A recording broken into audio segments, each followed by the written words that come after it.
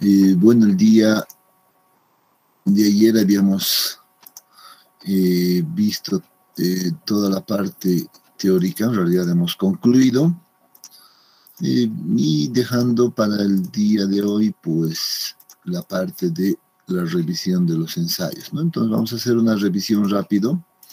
De hecho, yo les había pedido que puedan hacer ya una lectura previa, ¿no? El día de ayer de los ensayos indicados. Esperemos que sí y lo hayan hecho. A ver, aguárdeme un minutito, por favor, voy a abrir esto.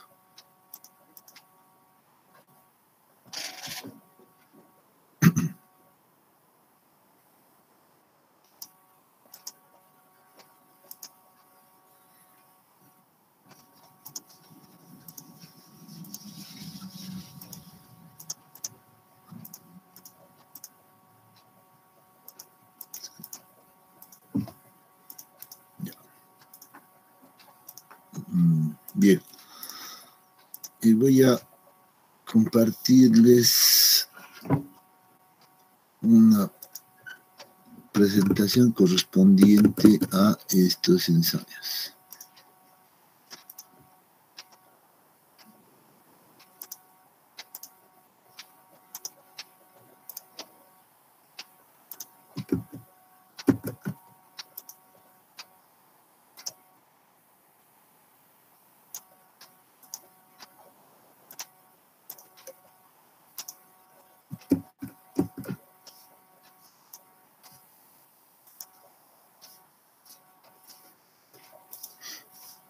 Bien, a ver, y ya pueden ver la presentación. Ya, está bien. Sí, podemos verlo. Ahora sí, en ambas, excelente. Bien, entonces, como les decía, pues debemos revisar algunas características de los ensayos, de los diferentes ensayos que hemos indicado, ¿no? Entonces, en este caso, pues vamos a empezar revisando, por ejemplo, estos tres ensayos que corresponden a, o están dirigidos más bien a la determinación de los parámetros efectivos, ¿no? Y por eso aparecen aquí estos con un prima por acá, ¿no? Que significa que están en unas condiciones de parámetros efectivos, ¿no? O también algunos prefieren denominarlos, pues, que estos ensayos han sido realizados en una condición drenados, ¿no? Donde se permite el drenaje del agua durante la realización del ensayo. Esa es la característica principalmente. Aclarar que los tres ensayos, en este caso, indicados acá, pues tienen el objetivo de encontrar estos parámetros, ¿no? Estos parámetros de corte, la cohesión y el ángulo de fricción interno, ¿no? Entonces, vamos a empezar por el ensayo de corte directo, que les decía, porque es uno de los ensayos un tanto más simples que los otros dos, ¿no? Entonces, vamos a empezar rápidamente por estos ensayos, ¿no? Bueno, aquí hay una pequeña introducción que creo que no vale mucho la pena verlo. Solamente debemos recordar que esto que vamos a aplicar nosotros, pues el modelo de Moore-Coulomb, ¿no? Entonces, esto es el criterio de falla que habíamos visto el día de ayer. Por tanto, en todos los ensayos que se realizan en laboratorio, pues se aplica este criterio de Moore-Coulomb, ¿ya? Entonces, vamos a hablar solamente de esa ecuación, ¿no? Entonces, algunas consideraciones, por ejemplo, que toma en cuenta Moore-Coulomb, pues una condición de idealización de un comportamiento elástico perfecto, que es lo que considera dentro su teoría principal, ¿no? Esto no vamos a entrar en ese detalle, pero simplemente nos vamos a quedar con esto, ¿no? Con este criterio de falla que sí lo hemos visto. Vamos a recordar esta ecuación, vamos a manejarla más bien, esta ecuación principalmente, ¿ya? En tanto a las envolventes de falla, pues hemos visto que vamos a tener principalmente de dos tipos, sobre todo en este grupo, ¿no? Que trabajamos con esfuerzos efectivos. Entonces, es probable que tengamos dos tipos de envolventes, uno que corresponda a los suelos tipo 1 y esto con la característica de la cohesión igual a 0. Los segundos, que corresponde a los suelos tipo 2, ¿no? Y que sí ahora tiene la característica de presentar una cohesión para estos materiales, ¿no? Aquí tenemos a las condiciones un tanto descritas, pero la ecuación principal nuevamente, pues, va a ser esta, ¿no? La diferencia acá, si esto es 0, pues esto se vuelve simplemente en esta ecuación, en esta segunda parte de la ecuación, y si estamos en esta condición, pues se utiliza toda la ecuación, ¿no? Simplemente hay que recordar ese detalle, ¿no? Bien, entonces, veamos, por ejemplo, cuál es el propósito del ensayo de corte directo. Ya, entonces, algunos también suelen llamarlo CD, pero no es conveniente, ¿no? A veces se confunden con el triaxial CD, entonces por eso a veces no es conveniente, ¿no?, volverlos a nombrar como CD, ¿no? Entonces simplemente hay que decir que este es un ensayo de corte directo, nada más, ¿no? Como habíamos indicado, pues el propósito general de este ensayo es determinar los parámetros de resistencia, y esos parámetros de resistencia son la cohesión y el ángulo de fricción interno, ¿no? Sin embargo, hay alguna característica particular en este ensayo que debemos tomar en cuenta. ¿Cómo se realiza?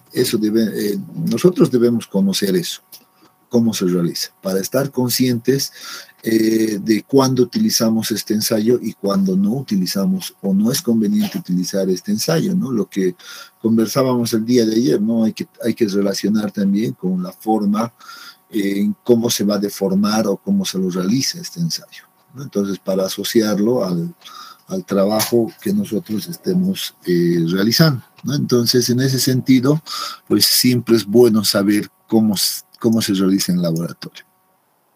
En este caso nos dice lo siguiente, observe, se induce el movimiento relativo en un plano predefinido de falla, ¿no? O sea, en otras palabras, vean lo que vamos a hacer. Nosotros sabemos que la teoría nos dice que el plano de falla es de este tipo, por ejemplo, algo curvo, ¿no? Y va a ir de esta manera.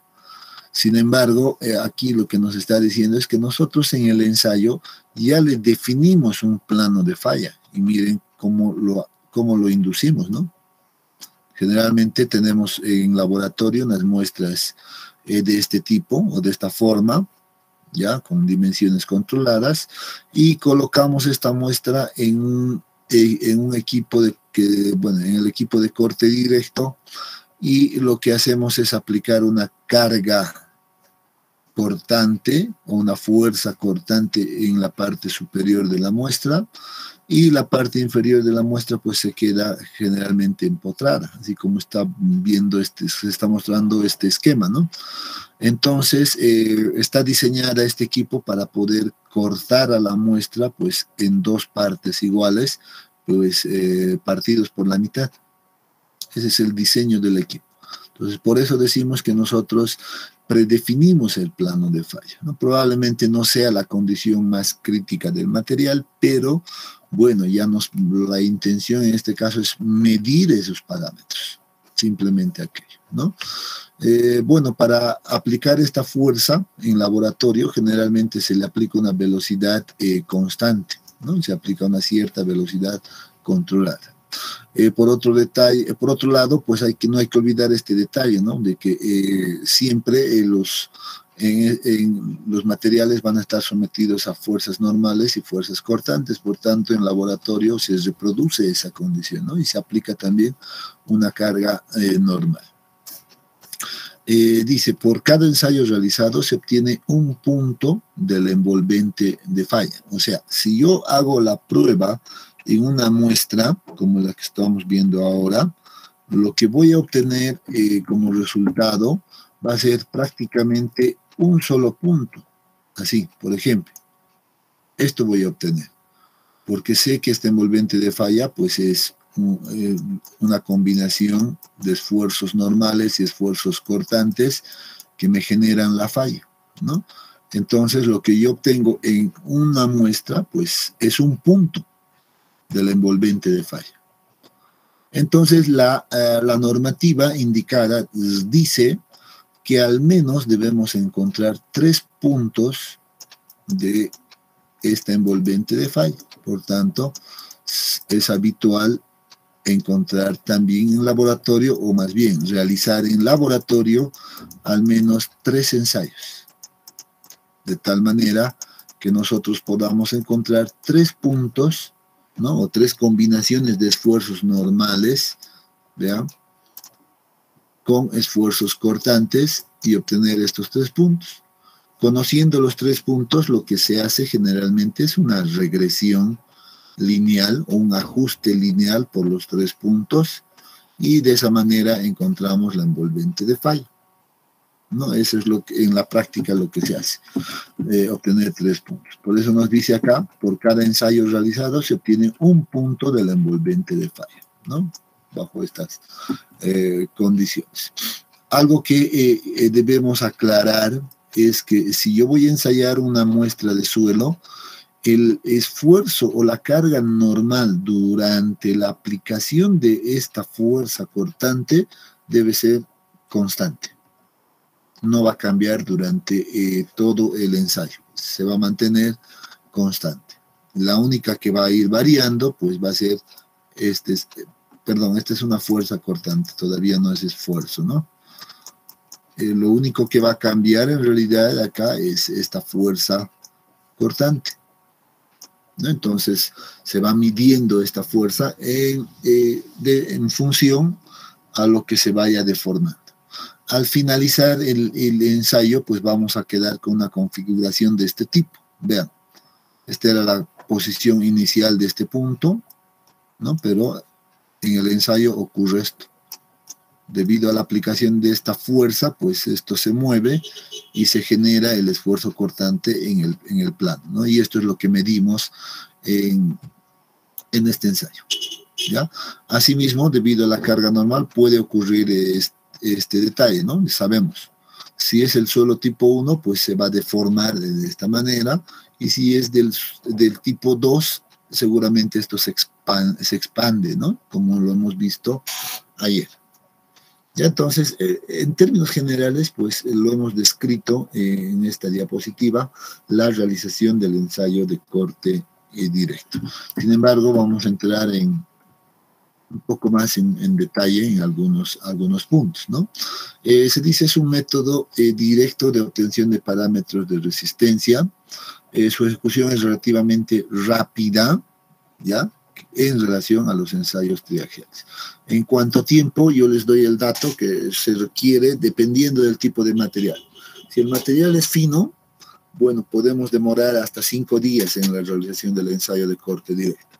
Pero si el material es arenoso, simplemente requeriríamos de 2 días para realizar este ensayo, máximo, ¿no? Entonces es bastante rápido. Bueno, algunas consideraciones en relación a las muestras que se deben utilizar, pero creo que no vale mucho la pena estos datos técnicos que son más para los técnicos que preparan las muestras, ¿no? Bien, este es el equipo de corte directo correspondiente al laboratorio de geotecnia, ¿no? Este es nuestro laboratorio, tal vez muchos de ustedes no lo conocen, no sé, o hay alguien que conoce el laboratorio de geotecnia. A ver, en la sala. ¿Hay alguien que conoce los ambientes del laboratorio?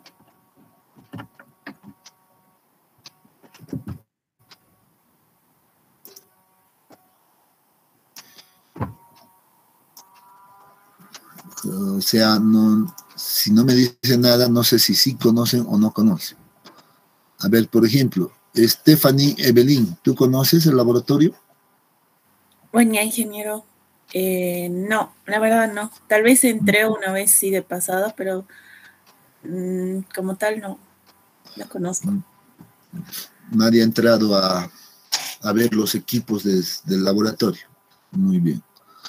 Sí, bueno, creo que, a ver, ustedes están en el sexto semestre, han debido ingresar, bueno, estamos hablando hace 3 años. Supongamos que ustedes están repitiendo, es el año 2021, 20, mínimamente el 19 han debido entrar, ¿no? El año 2019 a la carrera. Entonces significa que no conocen el laboratorio, porque la última vez que yo había organizado la visita a los laboratorios era pues en el año 2016, si más no me equivoco, ¿no? Hasta el 2016 todavía yo los llevaba a los de mi grupo a que conozcan el laboratorio y vean los equipos.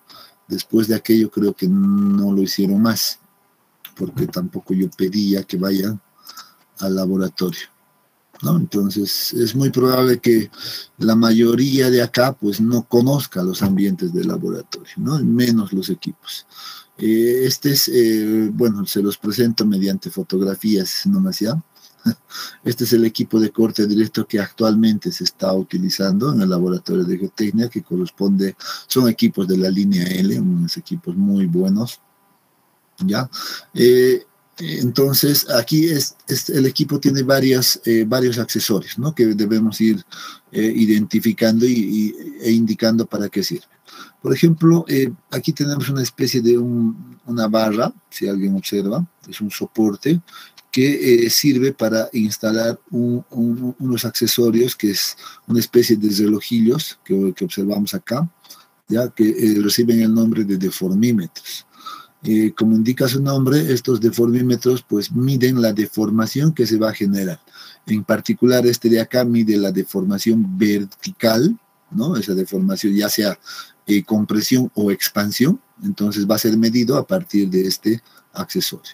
En esta dirección. Sin embargo, en la dirección horizontal, en la dirección donde se aplica la fuerza de corte, también se instala otro deformímetro, ¿no? Entonces, este de acá va a medir la deformación horizontal o la deformación de corte que se va a producir en la muestra, entonces, ¿no?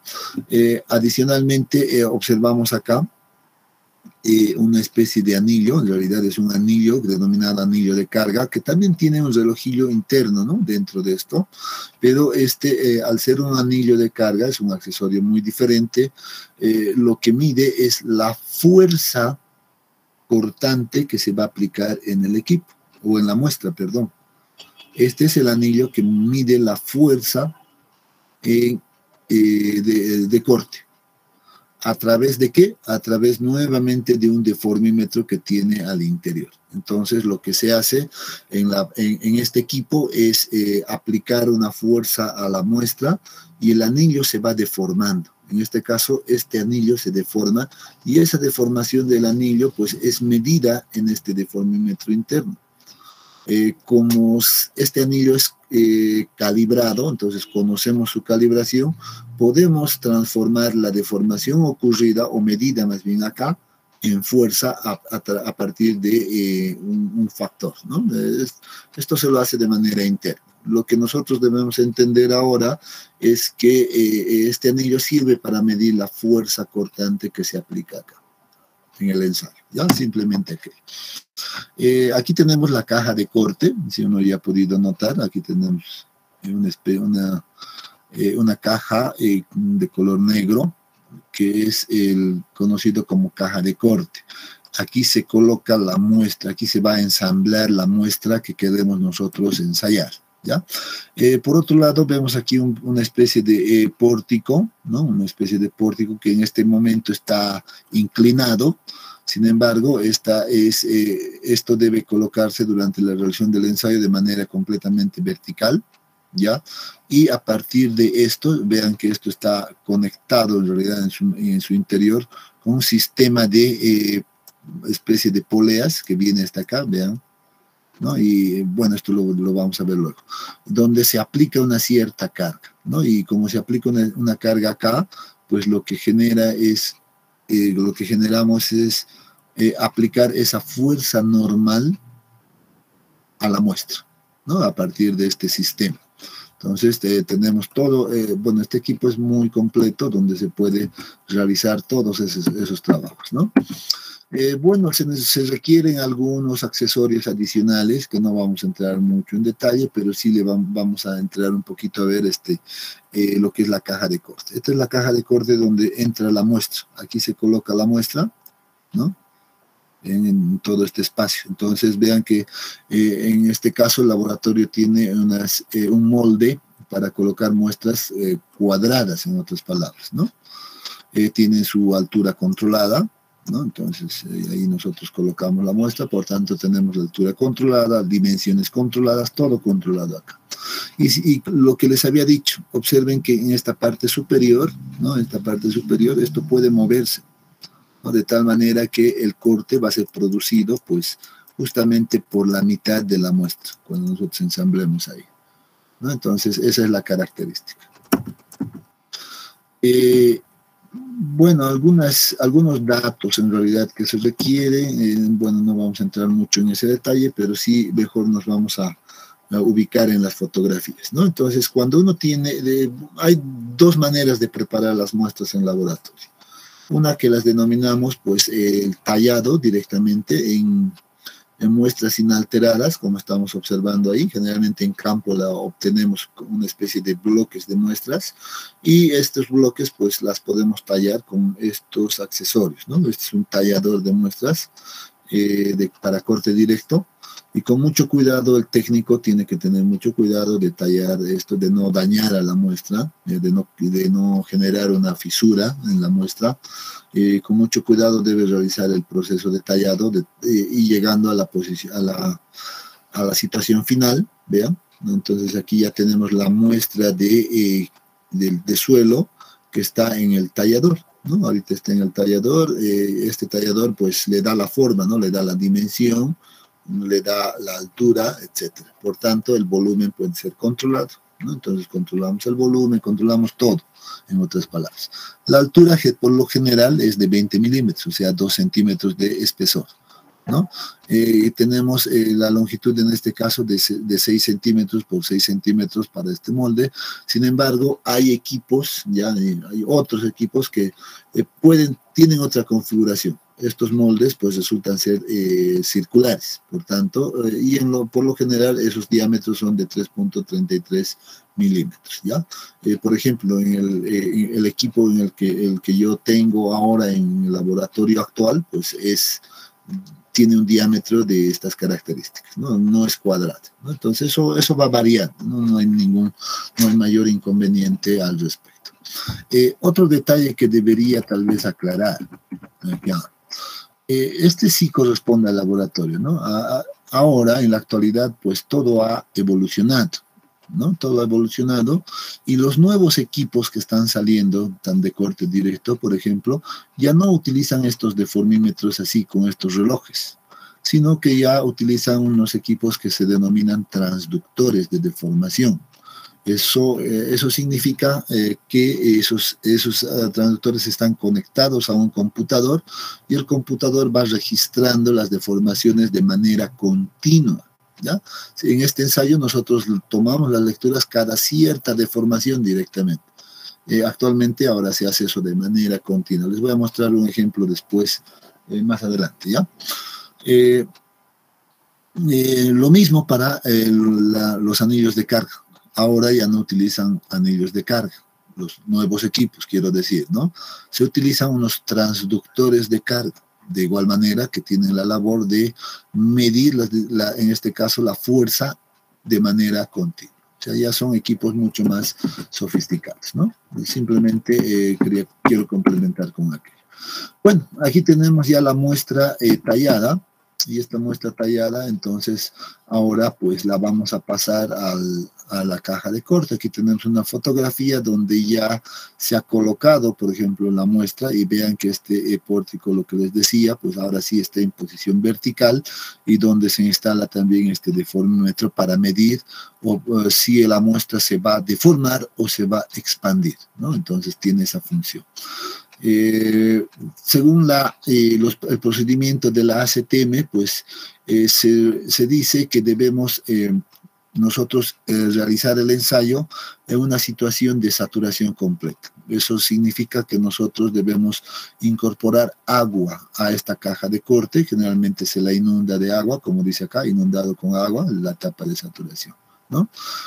Y debemos dejarlo pues por al menos 24 horas en esa situación. Entonces, después de las 24 horas, o más bien en todo ese proceso, nosotros vemos cómo va evolucionando la saturación, ¿no? El primer día del ensayo es lo que indica, ¿no? Entonces vamos saturando aquello. Luego de haber saturado la muestra, dice, deberíamos de pasar por esta etapa que se denomina etapa de consolidación, ¿no? Entonces, en este momento lo que se hace es instalar ahora sí el deformímetro, ponerlo a cero, como dice acá, poner un punto de partida, y luego pues deberíamos de ya aplicar la carga normal mediante este émbolo, ¿no? Aplicamos la carga normal y empezamos a ver cuánto se deforma o cuánto se expande. Este proceso generalmente se lo realiza también en 24 horas, o sea, aquí tenemos ya 24 horas. Esto está descrito principalmente para suelos finos, ¿ya? Esta etapa de consolidación va a ocurrir en los suelos finos. En suelos arenosos esto es rápido, ocurre en 1 hora se va a producir este proceso, ¿no? Por eso les decía, si es suelos finos, tardamos hasta 5 días. Si es un suelo arenoso, simplemente 2 días. Y luego procedemos con la etapa denominada de corte. En esta etapa es donde se aplica ya la fuerza cortante a la muestra, ¿no? Entonces aquí estamos aplicando esa fuerza cortante a partir de ese anillo de carga, ¿no? Ahí se va midiendo aquello, ¿no? Entonces dice, se toma lecturas de desplazamiento vertical y carga constante, la fuerza cortante, para desplazamientos horizontales que sean preestablecidos, ¿no? Y con eso concluimos el ensayo en 3 días, ¿no? En 3 días se concluye el ensayo. Sin embargo, esto para una muestra. Si voy a realizar como les he dicho, ¿no? La norma nos pide realizar al menos en 3 muestras, determinar 3 puntos del envolvente de falla. En ese caso, pues yo debo repetir este ensayo. Sin embargo, como a medida que voy a ir realizando el ensayo, yo puedo ir avanzando con el procedimiento pues, en las otras muestras. Y una vez concluida esta etapa, pues por lo general ya pasamos directamente a la segunda muestra, y ya sería un 4.º día, y el 5.º día, como les decía, ya terminamos con la 3.ª muestra, ¿no? Entonces, esa es la manera más o menos de trabajar en este ensayo. Vean que el ensayo pues va a ser relativamente simple. ¿Por qué? Porque solamente yo voy a establecer algunas deformaciones horizontales que la norma mismo nos recomienda, nos dice, tome lecturas a deformaciones, por ejemplo, de esto son unidades por 1000, ¿no? 0.5 milímetros sería esto deberíamos de dividirlo entre 1000, son lecturas de, en este caso, si quisiéramos medir en milímetros, o para convertir a milímetros más bien, debo dividir esto en 1000, porque son unidades por 1000 que hacen los deformímetros. ¿Ya? Entonces, bajo esa deformación yo debo tomar lecturas, dice, en los deformímetros que va vertical, la lectura vertical, y la fuerza de carga que se va generando debido a la aplicación de esta fuerza, ¿no? Se va deformando y veo cuánto de carga requiero para deformar esta condición, ¿no? Entonces, esa es la manera más o menos de trabajar en laboratorio. Estas son en este caso, una planilla de laboratorio, así de simple. Bueno, la condición ya hemos hablado, debemos llegar a esta situación, ¿no? Entonces, debemos generar una deformación mínimamente, como lo hemos visto en la teoría, del 20%, ¿no? En relación a su longitud, ¿no?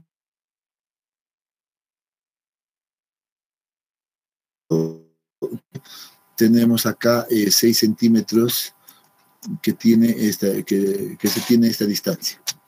¿Cuánto de deformación yo debería de generar al menos? ¿Cuánto es el 20% de 6 centímetros?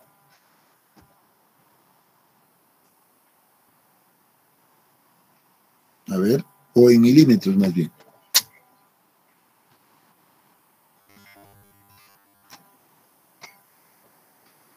1.2 centímetros. En centímetros, 1.2 centímetros, ¿no? Sin embargo, si queremos en milímetros, entonces significa que en el ensayo yo debería permitir que se deforme al menos 12 milímetros, ¿no? O muy cercano a 12. Si no se da la falla, ¿no es cierto? Entonces, esa es la condición que se cumple en el ensayo. Tomamos las lecturas hasta una deformación de 12 milímetros al menos, ¿ya? Y con eso, pues ya básicamente, pues se concluye el ensayo, así de simple, ¿no? Entonces, una vez concluido, pues la muestra queda de esta manera, observe. Si alguien nota aquí, bueno, es la deformación que se ha producido, ¿no? Miren, se ha partido por la mitad de la muestra porque la fuerza se aplica en la parte superior y que ha generado esta deformación, ¿no? Entonces, este sería el plano de falla que se genera en el ensayo. Bueno, es habitual tomar algunas medidas después del ensayo, como el contenido de humedad, etcétera, ¿no? Es lo que está realizando en este caso el técnico, ¿no? A nosotros nos interesa la parte del procesado de los datos, ¿no? Entonces, vean, esta es la tabla ya transformada, por eso les decía en milímetros. Vean que hace un momento veíamos como 50, ¿no? Dividido entre 1000, pues ahora sí los tenemos en unidades de milímetros, todas esas medidas anteriormente indicadas. Entonces es fácil volverlo a milímetros. Lo mismo se hace con la deformación vertical, por ejemplo. Miren, entonces se ha medido la deformación vertical donde para cada deformación, ¿no? Lo mismo con la fuerza. Vean que se ha medido la fuerza y se tiene en unidades de kilonewtons, ¿no? Entonces, a partir de esto, de esta fuerza en kilonewtons, nosotros podemos volverlo rápidamente esto a unidades de esfuerzo, ¿no? Conociendo el área donde se aplica esta fuerza, pues tenemos esfuerzo, que es el segundo paso. Sin embargo, aquí tenemos algunos detalles de cómo tomamos o cómo transformamos las lecturas de los deformímetros a milímetros, por ejemplo, que creo que no es el caso acá, no es objeto de aprender a tomar esas lecturas en este momento, ¿no? Y lo mismo para la fuerza de carga. Les he dicho, es un reloj también interno que tiene, que si nosotros tomamos esta lectura, la multiplicamos por su factor de corrección y vamos a transformarlo en fuerza, ¿no? Entonces, en este momento creo que no es muy importante ese detalle. Lo que sí debo entender es esto, ¿no? Yo tengo, en este caso, en el ensayo, tengo medido la fuerza cortante, puedo encontrar el esfuerzo cortante. Sé que en cada ensayo yo aplico una fuerza normal constante, ¿no? Entonces esa fuerza normal constante dividido entre el área también va a ser pues un esfuerzo normal, como estoy viendo acá, ¿no? Entonces te puedo encontrar el esfuerzo normal y la fuerza cortante del ensayo. Entonces con esto pues ya tenemos prácticamente todos los datos y solo deberíamos de venir a este punto, ¿no? Tenemos aquí, por ejemplo, el procesado, nuevamente nuestro tabla resumen de datos, en términos de esfuerzo cortante, ya transformados, vean, en unidades de kilopascales. Las deformaciones no van a cambiar, por cierto. Dice, si fuera un suelo tipo 2, aquí tenemos, ¿no? Un suelo tipo 2, perdón, tipo 1, bueno, esperaríamos una curva de este tipo. Observen. Nosotros hemos visto el día de ayer unas curvas patrón, así la hemos denominado, ¿no? Entonces vean que en laboratorio debería de reproducirse algo así, ¿no? Lo mismo en cuanto a su deformación vertical, ¿no? Entonces aquí se está dando una compresión. Bueno, esto tiene una explicación, bueno, desde la estructura, ¿no? ¿Por qué se da esto? No vamos a entrar mucho en ese detalle. Los suelos tipo 2, bueno, sabemos, esta es la característica de que presenten un pico por acá y luego tiene. Vean que en la teoría pues nos decía que debería de mantenerse constante ya una cierta deformación, ¿no? A veces no ocurre aquello, ¿no? A veces vemos esto que no hemos llegado, por ejemplo, a 10 milímetros de deformación, todavía no hemos llegado a que esto sea constante. A veces esa situación de donde el esfuerzo sea constante, pues se da a mayores deformaciones todavía, ¿no? Entonces, a veces no llegamos mucho a aquello. En este caso, dice, vean, se ha medido el ensayo solamente hasta 10 milímetros de deformación, ¿no? ¿Por qué hacen eso? Porque a veces solamente buscan tal vez encontrar la condición de falla acá, ¿no? Entonces eso también depende mucho del objetivo. Y nuevamente la curva en este caso de deformación vertical versus la deformación horizontal nos debería demostrar una expansión, ¿no? Aquí estamos midiendo la expansión en esta parte y la compresión en esta parte. Vean, lo que dice la teoría se cumple, ¿no? Se comprime un poquito al inicio y luego empieza a expandirse. Eso debería de ocurrir en los suelos tipo 2. Entonces, repasando un poco la teoría, encontramos esas condiciones. Ahora, en cuanto a las envolventes de falla, bueno, esto es importante, ¿no? Yo he dicho que debo repetir esa prueba en 3 muestras diferentes. La situación, la única variación que vamos a tener es que nosotros cambiamos, ¿ya? Cambiamos los esfuerzos normales. Hemos dicho esos esfuerzos normales durante la realización del ensayo son constantes. Entonces, para cada muestra hacemos variar estos esfuerzos normales, simplemente aquello. Por tanto, vamos a obtener estas 3 muestras de este tipo, ¿no? Y si es un solo tipo 1, pues simplemente definimos los esfuerzos cortantes críticos como se está definiendo acá. Y de esa manera, pues ya tenemos nosotros, si tenemos conocido estos esfuerzos de corte crítico a partir de estas curvas, pues las ponemos en una curva de esfuerzo cortante versus esfuerzo normal. No se olviden que estos son conocidos o datos conocidos y pues tenemos ahora estos 3 puntos. Como sé que estos 3 puntos van a pertenecer al envolvente de falla, yo lo que hago es ajustar a una tendencia lineal, ¿no? A una tendencia lineal y de esa manera encuentro la ecuación. Y conociendo ahora la ecuación o la pendiente de esta recta, puedo encontrar el ángulo de fricción interna, ¿no? Entonces sé que la inclinación de esto va a ser el ángulo de fricción interna, ¿no? Y aquí vemos que tenemos una cohesión. Y aquí quiero hacer una aclaración, ¿no? La teoría es la teoría, ¿no? Eso hay que tenerlo en cuenta. Sabemos que en los suelos tipo 1, habíamos dicho, la envolvente es característica de los suelos tipo 1 que empieza en el origen. Pero aquí estamos viendo, por ejemplo, que este es un resultado del laboratorio, ¿ya?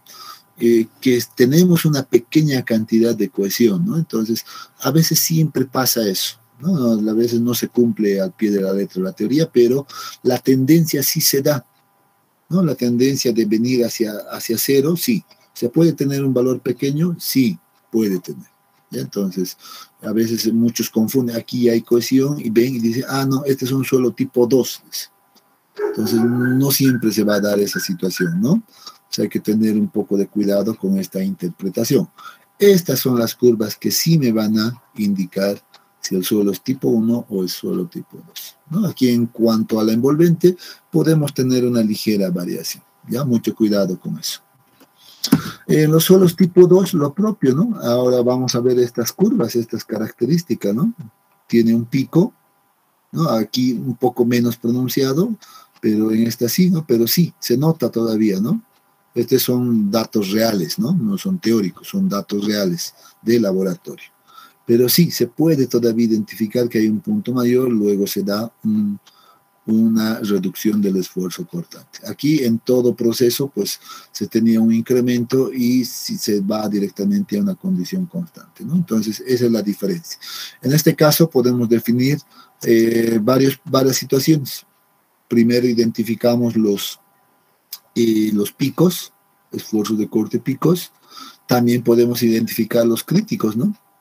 Entonces, en los suelos tipo 2, lo que se tiene son dos envolventes de falla, no solo uno, ¿no? Podemos tener dos envolventes de falla, una que corresponda a los esfuerzos pico, porque los esfuerzos normales van a ser los mismos, ¿no? Son constantes. Entonces tenemos un envolvente que corresponde a los picos y tenemos otra envolvente que corresponde a la condición crítica. Aquí está. ¿No? Y de esa manera, pues, nuevamente, podemos tener un ángulo de fricción pico y un ángulo de fricción crítico. Y aquí viene una subdivisión en esta parte, ¿no? Puedo yo definir, puedo conocer. No van a ser iguales. No siempre van a ser iguales. Aunque alguien me diga, parece que son paralelas. No siempre se va a dar esta situación. ¿Ya? Entonces hay que tener también esa consideración. ¿Ya? Y vean que en ambos casos, inclusive hablando de una condición crítica, bueno, aquí se presenta la cohesión ya bien marcada, ¿no? Obviamente ya es un valor bastante grande. En el caso crítico, observen, pues ya eso reduce, obviamente, se da una reducción en cuanto a los valores pico, ¿no? Va a tender hacia cero. En teoría, este envolvente crítico, en teoría, debería de ser cero, sabemos eso, pero en ensayos reales, pues a veces no siempre se da esa situación. Ya, hay que tener, sí, adelante.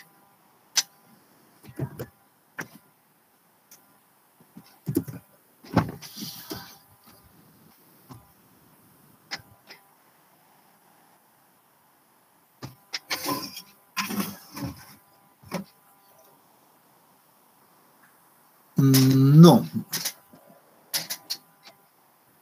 No hay una referencia en relación a la cohesión, ¿no? En realidad este parámetro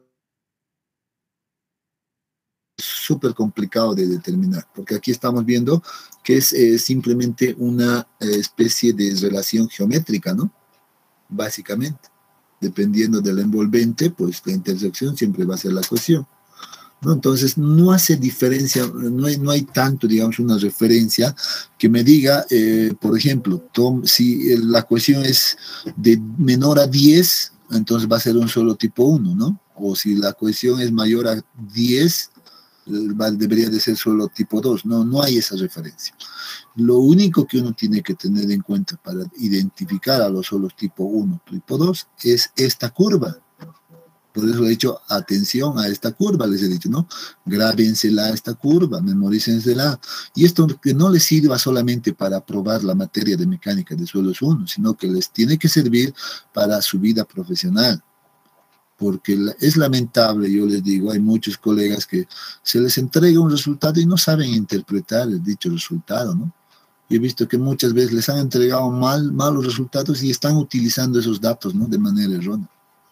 Están trabajando en esas condiciones. Entonces, por eso yo insisto mucho en esta parte teórica, es importante, ¿no? Porque esto sí deberíamos de conocer, ¿ya?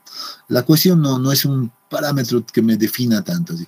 ¿Debo saber que tiende a cero? Sí, debería de teóricamente tender a cero, nada más, ¿no? Entonces, por la diferencia, ¿ya? Bien, con esto, pues vemos... pues estamos concluyendo el ensayo de corte directo, estamos viendo los resultados, ¿no? Deberíamos de pasar al ensayo triaxial. Pero quiero mostrarles antes una planilla de cálculo de esta parte, ¿ya? Que ha sido realizado ya con transductores, no con deformímetros, y vamos a ver la diferencia, ¿ya? Entonces, voy a dejar de compartir por un minuto y voy a compartirles más bien toda mi pantalla para que podamos ver cómodamente esa planilla, ¿ya? Aguárdenme un minutito mientras hago esto.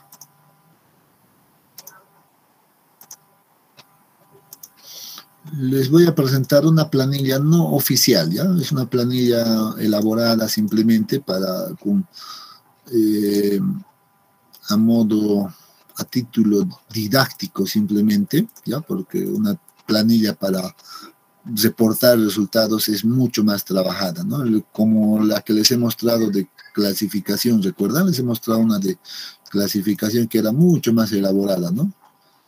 Entonces, en el de corte directo, igual, ¿no? Entonces, se va trabajando bastante, ¿no? En todos los ensayos. Constantemente yo voy actualizando varias de mis planillas. Por ejemplo, aquí hay planillas de CBR que voy actualizando todo el tiempo. En realidad, bueno, estas son sus calificaciones, ¿no? Esta es, por ejemplo, esta es una planilla CBR que está siendo actualmente actualizada, ¿no? Entonces, todo el tiempo vamos trabajando en esto, ¿no? Vamos moviendo, vamos de alguna manera, pues, optimizando más el trabajo, ¿no? Pero hay que hacerlo con mucho detalle, ¿no? Entonces, ¿por qué? Al final, si uno va a utilizar estas planillas, tiene que estar seguro de que sí les van a funcionar, ¿no? Este es otro ensayo, obviamente, pero la idea de mostrarles es que para reportar en realidad el trabajo final, uno tiene que hacer, pues, un proceso bastante detallado, ¿no? No es tan simple hacer este trabajo, ¿no? Vean que aquí ya estamos trabajando en el resumen, todavía no está concluida estamos todavía trabajándolo, ¿no? Esta va a ser una versión oficial, pero yo tenía, por ejemplo, ¿de qué versión estamos actualizando? De una versión de esta, ¿no? Esta era una versión anterior, muy parecida, pero donde se ha identificado, pues, algunos pequeños errores, ¿no? Entonces se ha identificado algunos errores y estas deben ser corregidas, ¿no? Entonces todo el tiempo se va trabajando, todo el tiempo vamos haciendo aquello, para cuando uno trabaja en el área, ¿no? En ese sentido, pues lo que les voy a mostrar ahora, por ejemplo, es simplemente una que es netamente académico, no tiene, digamos, mucho detalle en cuanto al análisis todavía, ¿no? Entonces simplemente es para mostrarles un tema netamente académico, ¿ya? En este caso, observen que aquí tenemos tres pestañas, las denominadas A, B y C, que en realidad corresponden cada pestaña, pues, a un ensayo realizado. Sabemos que en el ensayo de corte directo, pues, debemos realizar el ensayo en 3 muestras. Entonces, esta corresponde a la muestra A, la muestra B, la muestra C, etc. En todos los casos, el procesamiento va a ser igual, no cambia, ¿no? Lo que hemos visto, por ejemplo, acá, lo que hemos dicho, mira, vamos a hacer para cada ensayo, tenemos unos resultados, ¿no? ¿Dónde está? Voy a retroceder atrás, por ejemplo, ¿no? Para cada ensayo obtengo una tabla de este tipo, ¿no? Y obtengo una curva. Entonces, eso se repite, ¿no? Entonces, repetimos todo ese procedimiento y aquí, por ejemplo, tenemos estos datos, ¿no? Les he dicho que el esfuerzo normal, por ejemplo, que se aplica es constante. En este caso, dice, bueno, a la muestra A se le ha aplicado un esfuerzo normal de 200 kilopascales, ¿no? Entonces, es un dato conocido, ¿no? Entonces, como es dato conocido, pues esto no va a cambiar. Miren, por ejemplo, acá. Si notan estas lecturas, bueno, son unas lecturas mucho más largas, ¿no? Observen. Pero si nos fijamos, por ejemplo, el resultado final, miren, en realidad tiene muchos decimales, ¿no? Y dice que esta deformación corresponde a 9.9980, etcétera, ¿no? Redondeando a 10 milímetros. Pero vean que tengo para 10 milímetros, pues varios, ¿no? Pero, ¿qué está cambiando? Pues está cambiando seguramente ahí un poco los decimales simplemente, ¿no? Entonces, esta es la diferencia, por ejemplo, de los transductores. Este ensayo ha sido realizado con transductores de deformación, que te registran en realidad las deformaciones, pero al milímetro o en todo tiempo. O es que uno puede programar inclusive el tiempo, de decir cada segundo quiero que me tome una lectura, o puede decir cada 1 minuto que me tome una lectura, etcétera, ¿no? Dependiendo a la cantidad de puntos que quiera controlar, o el nivel de precisión que quiera tener, ¿no? Entonces, la diferencia de esto es que, vean, nosotros aquí tenemos un punto por acá, tenemos un punto por acá, otro punto, etcétera. Tenemos unos cuantos puntos nada más que corresponden a deformaciones establecidas, ¿no? Y en esta situación nosotros podemos tener muchos puntos, vean, y todavía acá más, ¿no? Entonces, esa es la diferencia, que hay más precisión simplemente, ¿no? Pero la idea es la misma. Lo mismo con la deformación vertical y el esfuerzo cortante. Bueno, aquí ya está procesado el esfuerzo cortante. En realidad, la base de las lecturas estarían acá, que no está muy bien procesada, por eso le he dicho, no quiero un poco confundir, sino veamos directamente estas pestañas, ¿no? Entonces aquí tenemos ya esfuerzo, deformación vertical y deformación horizontal o deformación de corte, ¿no? Esta horizontal sé que es la deformación de corte. Esta es la deformación vertical, que puede ser la que me va a medir o expansión o compresión. Y de hecho, si yo grafico, vean, esta es la primera gráfica que uno tiene que hacer, ¿no? Esfuerzo de corte versus deformación de corte. En este caso, la deformación horizontal. Esta es la primera gráfica que se realiza. Y vean que esta gráfica me está mostrando, ¿no?, que el suelo corresponde a qué tipo. Ahora sí ya deberíamos saber identificarlo. ¿Qué tipo de suelo? Tipo 2. Exactamente, ¿no? Entonces vemos esta forma y me acuerdo de la teoría, ¿no? La teoría me decía, los suelos tipo 2 tienen un pico y luego vienen hasta un crítico, ¿no? Y está ocurriendo esto en este ensayo. Pero no me debería de conformar con esta curva, debería de ver la siguiente curva más, que es importante, y esta curva es el resultado de graficar la deformación de corte, más bien la deformación vertical versus la deformación de corte, ¿no? Entonces es todo lo que se grafica. Y vemos acá, miren lo que ocurre, ¿no? Aquí tenemos obviamente en este caso, la compresión se está midiendo en este sentido y la expansión a este lado.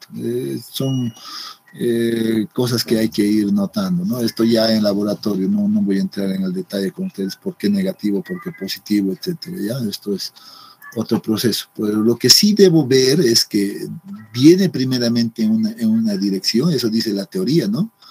Y aquí estaba un poco más claro aquello, ¿no? Siempre vamos a tener esta forma. Algunas veces, vean, dice es poco, según la teoría es una poca deformación y luego se expande. A veces puede ocurrir esto en la realidad, se deforma un tanto y después de un cierto tiempo recién empieza a ir hacia el otro lado. Pero ahora sí estoy seguro de que el suelo corresponde a un suelo tipo 2, porque tiene este comportamiento y es lógico, ¿no? Entonces, de esta primera parte, como lo hemos dicho, ¿no?, desde acá yo puedo determinar el esfuerzo de corte pico y el esfuerzo de corte crítico, que es el trabajo que debo realizar. Creo que aquí está mucho más claro, ¿no? Aquí está. Entonces yo necesito determinar estos puntos. Yo ahorita estoy con una sola curva y en esa curva ya debo encontrar estos dos valores, el pico y el crítico. ¿Cómo se hace eso de manera práctica? Bueno, el esfuerzo normal ya es un valor conocido, ¿no?, constante, no requiero hacer más nada, pero vean que puedo encontrar el esfuerzo de corte máximo.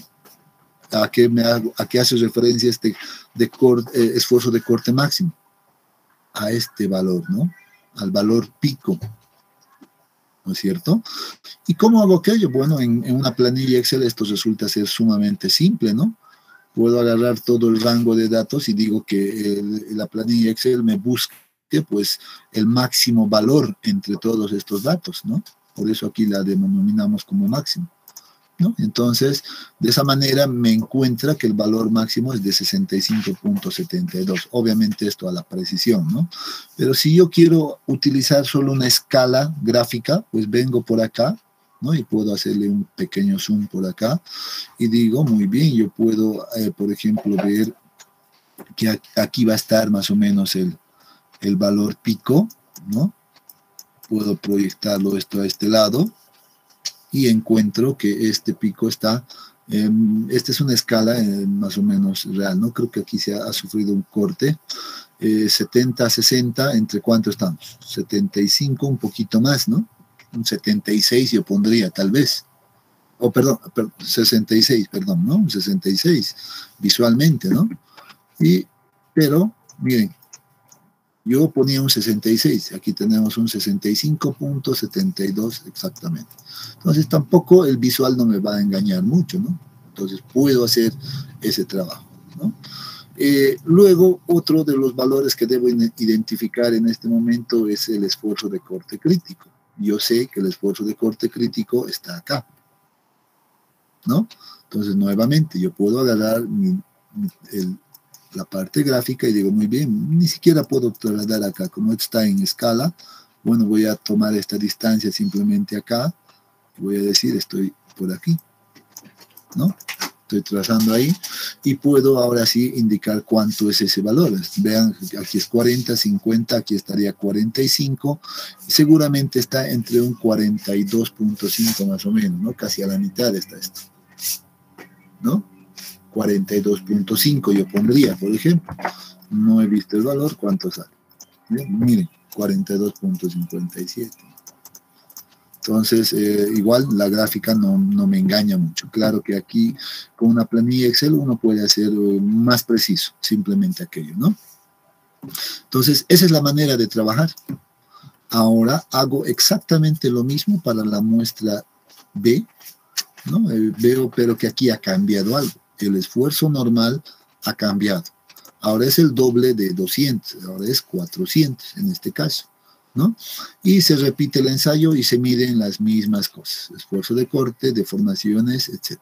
Graficamos nuevamente lo mismo, se repite y observamos que aquí tenemos un pico y vean que aquí vamos a tener un valor más o menos que no ha estabilizado todavía, ¿no?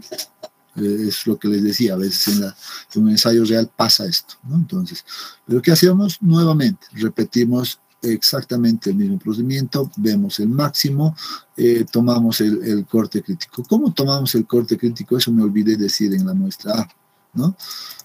Porque al final vamos a repetir lo mismo. Sé que esta última situación es casi constante, entonces es habitual tomar entre los últimos 5 datos o los últimos 10 datos, ¿no? El promedio de esos valores. Entonces, por ejemplo, ¿qué estoy haciendo acá? Estoy tomando como el promedio, ¿no? de estos últimos valores, ¿no? Entonces, eso es lo que se hace generalmente en la planilla. Aquí estamos haciendo exactamente lo mismo, ¿no? Seguramente aquí hemos tomado el promedio de los últimos datos también. Por tanto, va a ser un dato representativo. Lo mismo se repite para la muestra C, ¿no? La muestra C igual, repetimos lo mismo, el pico, vean que aquí algo ha ocurrido, ¿no? Esto, en un transductor puedes ver, puedes notar estos efectos, ¿no? Pero que no te afectan mucho. Hacemos lo mismo, tomamos el máximo, vean que el esfuerzo de corte, el esfuerzo normal ha subido al doble del anterior. Tenemos 200, 400 y 800, ¿no? Por eso les decía, este es un tanto didáctico simplemente, ¿no? Entonces se ha adecuado a aquello. Pero aquí tenemos nuevamente el esfuerzo máximo y lo mismo el promedio de los últimos valores. Entonces, de esa manera definimos esfuerzo de corte pico y esfuerzo de corte crítico. En el resumen, ¿qué deberíamos ver? Pues vemos nuevamente las 3 curvas en una sola gráfica, ya no de manera separada, ¿no? Entonces aquí vemos ese detalle. Vean, en este caso nos están dando datos del diámetro y la altura de la muestra. En este caso el molde era del tipo circular y no así de cuadrada, ¿no? Entonces, eso de hecho, eso también puede cambiar, no hay problema. Y lo que ahora corresponde es dibujar, pues, ¿no? Las envolventes de falla. Es un solo tipo 2, sí, aquí se está mostrando claramente. Entonces voy a venir por acá y voy a decir, bueno, los esfuerzos normales son constantes. Entonces las coloco acá, 200, 400 y 800. Y estos valores las he encontrado en cada una de las muestras, ¿no ven? Las hemos determinado, entonces son los picos. Entonces las coloco en este orden, ¿no? Para 200 es este, para 400 es este, para 800 es este. Pero también hemos encontrado los valores críticos, ¿no? Entonces puedo también dibujar los críticos acá, las ordeno de esa manera. Y ahora sí, si uno revisa esto, perdón, vean, lo único que he hecho es graficar estos 3 puntos en un eje de esfuerzo de corte versus esfuerzo normal, lo que me dice la teoría. También he graficado los esfuerzos cortantes, ¿no? Aquí perdón, los críticos, para el mismo valor de esfuerzo normal. Por tanto, tengo ahí ya estos puntos. Y lo que uno hace es ahora ajustar estos 3 puntos a una tendencia lineal, ¿no? Lo que dice la teoría. ¿Lo puedo hacer de manera manual en un cuaderno? Sí, lo puedo. Puedo agarrar una recta, acomodarla y tenerla, seguramente. ¿Puedo hacerle una planilla Excel? Seguro que también puedo hacerle una planilla Excel, como en este caso, ¿no? Y lo bueno de la planilla Excel que ya me da la ecuación, en este caso de la recta, donde me muestra su pendiente y la intersección con el eje, ¿no? Por ejemplo, acá dice la cohesión es de 12.88. Yo sé que la intersección es igual a la cohesión, pues entonces ya tengo ese valor de cohesión. Por ejemplo, miren, para la condición pico, 12.88, 12.88. Claro que aquí me está mostrando en la ecuación, yo puedo calcular a partir de los datos igual, ¿no? Vean que es lo mismo. Para la condición crítica, vean, para la crítica, la cohesión es de 4.56 y he calculado igual 4.57, ¿no? Entonces vean que tiende a cero, sí, tiende a cero, esta sí tiende mucho más a cero. Entonces, pero hay un pequeño todavía valor de cohesión.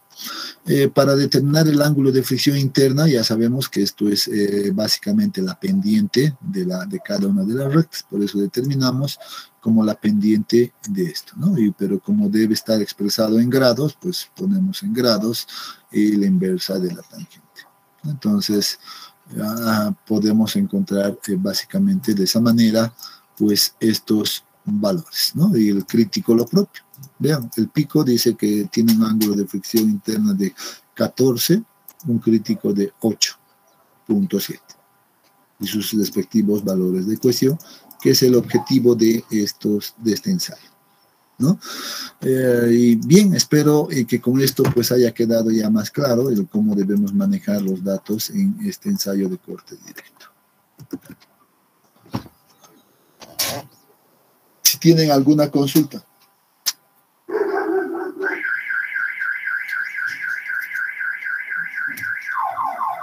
Ya. Un ratito, por favor, se activó mi alarma.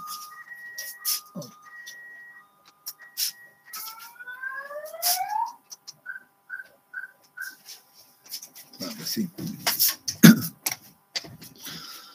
Bien, entonces con eso pues revisamos el corte directo. Vean que le he prestado mucha atención al corte directo porque les he dicho, este es el ensayo que más se realiza. Es el ensayo que más van a ver todos, ¿no?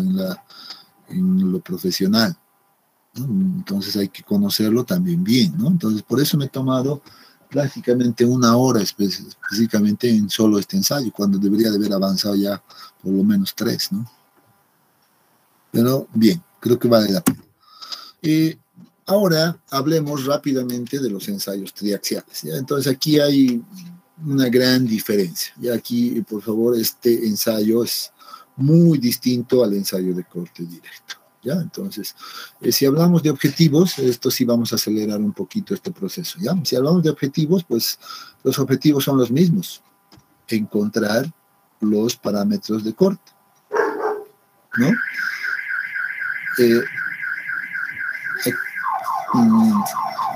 Ya. Momento, por favor. Sí. Ya. Ahí tengo un león que está haciendo mucha bulla y que le está fregando todo.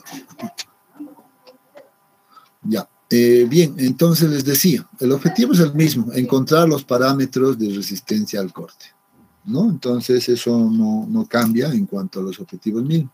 Pero un poquito veamos el tema de las ventajas que tiene estos ensayos triaxiales, dice, ¿no? Y lo que les comentaba ayer, ¿no? ¿Recuerdan? Les decía, a veces muchos ven en algunas presentaciones estas cosas que sí aparecen en la literatura, ¿no? Dicen, las condiciones es la más cercana a la realidad. Entonces, a todos se les mete en la cabeza que el ensayo triaxial es mejor que el corte directo, ¿no? Pero, sin embargo, hay que tener mucho cuidado porque las condiciones en las que se realiza un triaxial es muy diferente a las que se realiza un ensayo de corte directo. El corte directo simula el comportamiento de algunas estructuras adecuadamente.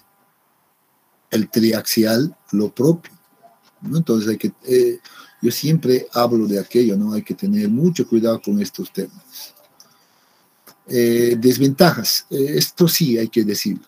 Costo elevado, sí, implica un elevado costo. Tiempo de duración también puede durar meses, inclusive la realización de un ensayo triaxial, dependiendo del tipo de material, ¿no? En este caso, las etapas de saturación, consolidación y compresión son muy importantes, que deben ser completados y controlados a cabalidad. En el ensayo de corte directo hemos dicho, ¿no? Se satura por 24 horas, pero en realidad ahí no hemos controlado si efectivamente se satura o no se saturó. Solo dejamos inundado la caja de corte por 24 horas y la norma dice que eso es suficiente. En el ensayo de triaxial debemos estar seguros de que se alcanza el 100% de saturación. Esa es otra diferencia. El proceso de consolidación también es importante en el ensayo triaxial, porque a partir de esto determinamos nosotros una velocidad de corte o la velocidad de aplicación de la fuerza cortante, ¿no? Y la etapa de compresión, aquí es donde se hace la diferencia para los ensayos CU y CD. Aquí se hace la diferencia. Aquí hay una condición que vamos a ver que los hace diferentes. Después todo es igual en los ensayos CD y CU, los triaxiales. Algo que debemos también identificar acá es que ahora trabajamos, miren, bajo estas condiciones. ¿Qué es sigma 1? ¿Qué es sigma 3?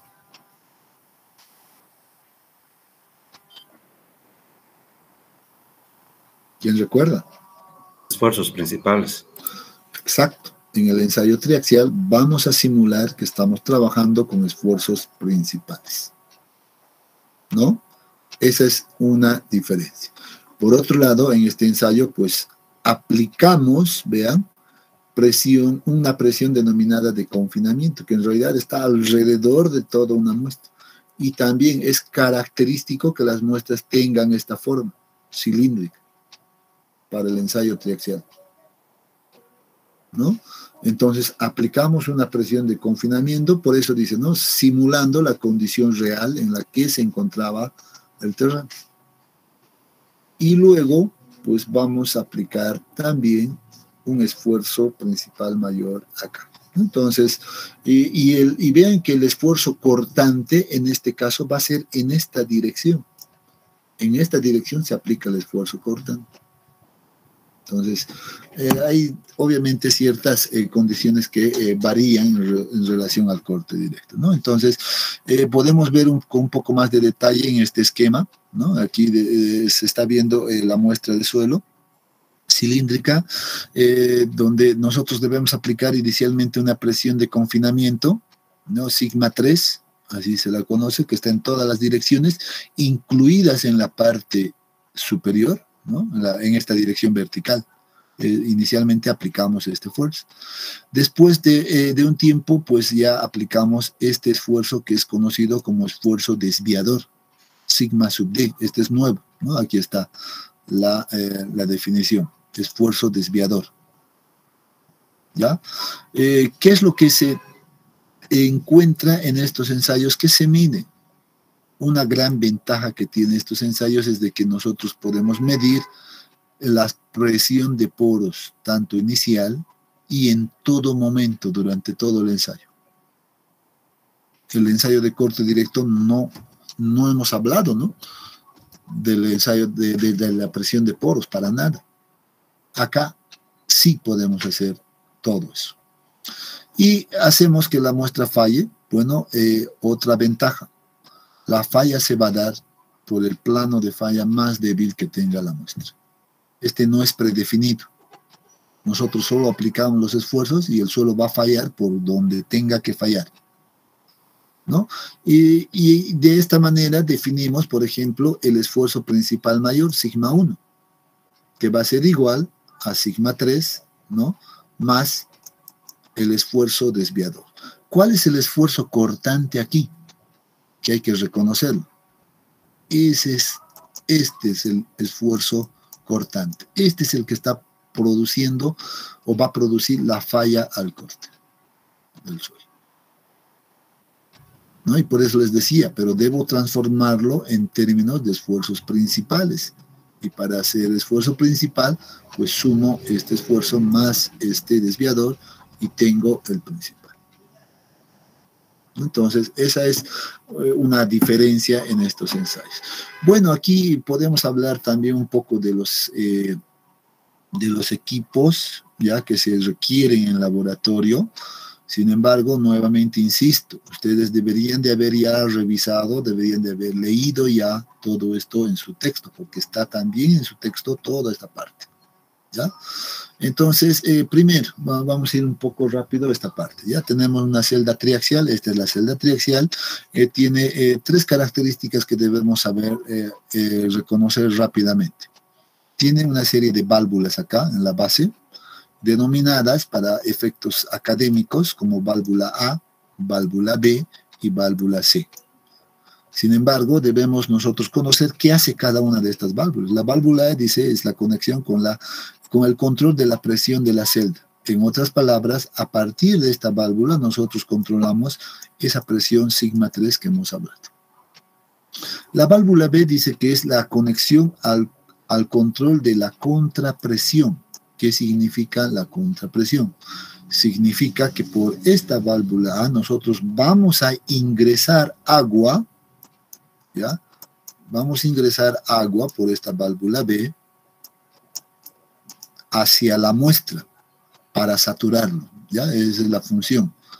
Pero vamos a ingresar el agua no por gravedad, sino con una presión controlada. Por eso se llama contrapresión, porque sigma 3 está actuando acá, ¿no? En todo lado, y nosotros entramos o ingresamos bien agua hacia la muestra por estos conductos. Vean, hay unos conductos por acá que están conectados hacia acá y van a ingresar hacia la muestra, ¿no? Con una determinada presión que va a ir seguramente en la otra dirección. Por tanto, vamos a tener pues presiones que van a estar en contra a sigma 3.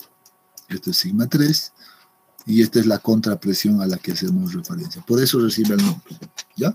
Pero ¿qué debo entender yo? Que es la presión con la que ingresa el agua hacia la muestra. Eso debo entender. Por otro lado tenemos la válvula C. Y la válvula C es la conexión, nuevamente, que está en contacto con la muestra, que me va a ayudar a controlar la presión de poros. Esa presión de poros en todo momento. Entonces, nuevamente, repito, válvula A, controlo la magnitud de sigma 3. Válvula B es la presión con la que yo voy a ingresar el agua hacia la muestra. Y la válvula C es el que me mide la presión de poros. Así de simple, ¿no? Bueno, en esta celda triaxial se acomoda la muestra, como ya muchos habrán notado, ¿no? La muestra debe ir protegida, no va libre, ¿no? Va protegida por una membrana, en realidad, ¿no? Por eso dice acá, muestra cubierta por una membrana látex, en realidad, que protege a la muestra, ¿no? Y bueno, una cuestión de algunos seguros que se utilizan por ahí, unos anillos de goma, unos O-rings, algunos lo denominan, etc., ¿no? Vean que aquí en este sistema tiene una especie de émbolo que lo denominan barra de carga en este caso, miren, ¿no? Está pasando por el equipo y está entrando en contacto con la muestra de suelo. Esta barra, pues a partir de esta barra, pues va a ser conectada, ya vamos a ver más adelante, pues a una prensa, ¿ya? Y que a partir de esto, pues se va a transmitir ese esfuerzo desviador que hemos visto hace un momento, ¿no? El esfuerzo desviador va a ser aplicado a partir de esta barra, generando obviamente o transmitiendo esos esfuerzos a la muestra hasta que la muestra falle, ¿no? Como hemos visto, puede fallar de esa manera, etcétera, hasta que la muestra falle. Bueno, esta es la celda triaxial. Debo aclarar que, bueno, aquí creo que no se nota muy bien, estamos viendo solamente la parte interior. Esta celda pues tiene una especie de protección acá, es una especie de cristal, ya que es un material muy especial que tiene una alta resistencia. Bueno, creo que no se nota muy bien, pero obviamente aquí se protege, ¿no? Y esta celda es llenada por agua, ¿ya? Y como hemos dicho, como lo vamos a inundar con agua toda esta celda, pues a partir de esta válvula A nosotros metemos cierta presión y la presión va, pues entonces va a ser distribuida a través del agua a toda la muestra. Y eso es sigma 3, en otras palabras, ¿no? Esa es la manera como trabaja. El banco triaxial del Laboratorio de Geotecnia es esta, pues no es un banco un tanto antigua, pero una de las primeras también a nivel nacional, que actualmente todavía sigue funcionando y muy bien en nuestro laboratorio. Tenemos la suerte de contar con esto, ¿no?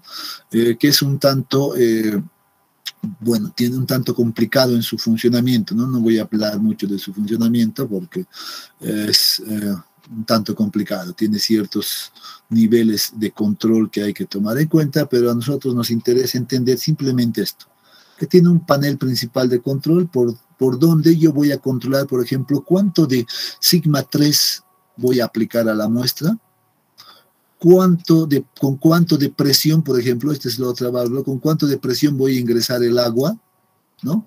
Estos de acá controlan, por ejemplo, sigma 3, estos controlan la contrapresión, ¿no? Y aquí hay una especie de relojes que uno va viendo, relojes digitales que va controlando esas presiones. Y eso se va transmitiendo a cada una de estas celdas triaxiales que están por acá. Entonces, bueno, con que entendamos que a partir de esto nosotros controlamos todo, es suficiente, ¿no? Necesitamos, les decía, una prensa de carga axial. Vean, aquí está, esta es una prensa de carga axial donde vamos a llevar nuestro triaxial acá. Y vean, aquí nuevamente aparece nuestro anillo de carga, ¿no? Que va a medir ese esfuerzo desviador, ¿no? Y se instalan algunos deformímetros también que van a medir la deformación de corte, etcétera, ¿no? Entonces, esta prensa de carga axial tiene esa ventaja de poder aplicar esta fuerza de manera constante, ¿no? Entonces, es unos equipos bastante sofisticados, ¿no? Entonces, en cuanto al procedimiento, pues bueno, siempre preparamos la muestra inicialmente. Para esto debemos utilizar una especie de talladores de muestras igual que en el corte directo, pero de forma cilíndrica, ¿no? Una vez que nosotros tenemos ya el cilindro tallado, entonces lo que vamos a hacer es colocarlo en la celda triaxial, ¿no? Y aquí está una fotografía del ensamblado de esa celda triaxial, ¿no? Aquí ya está la muestra en la celda triaxial, aquí está el émbolo, todos los conductos, las válvulas, etcétera, ¿no? Este es un esquema que aparece en el texto también, que es extraído del manual del ensayo de triaxial, ¿no? Donde nos muestra un detalle de cómo debería de ser ensamblada la muestra, ¿no? Aquí tenemos las piedras porosas, la muestra, otras piedras porosas, distribuidor de presión, los seguros, etcétera, ¿no? Entonces, bueno, creo que no vamos a entrar mucho en ese detalle. Y pasemos rápidamente a lo que es, por ejemplo, la etapa de saturación, ¿no? La etapa de saturación, esto sí, ¿no? Es importante, les decía, en este ensayo triaxial se debe garantizar la saturación completa. ¿Y cómo se garantiza la saturación completa? Pues a partir del parámetro de Skempton, este parámetro B de Skempton que tiene esta ecuación, ¿no? Aquí está la ecuación, B es igual al cambio en la presión de poros. Ahora sí tenemos la ventaja de poder medir la presión de poros, ¿no? Dividido entre el cambio en el incremento de esfuerzos. Este valor de incremento de esfuerzos es un valor constante que yo defino en el ensayo. Entonces, este valor de delta sigma, por ejemplo, para casos prácticos, es habitual tomar un valor de incremento de 20 kilopascales siempre. Ya al menos en el laboratorio de geotecnia manejan este dato siempre. Es un dato del laboratorio. ¿Ya? Bueno, que entonces va a ser un valor constante. La única variable que tenemos acá es la presión de poros. Se dice que se alcanza la saturación completa cuando este valor de B tiende a 0.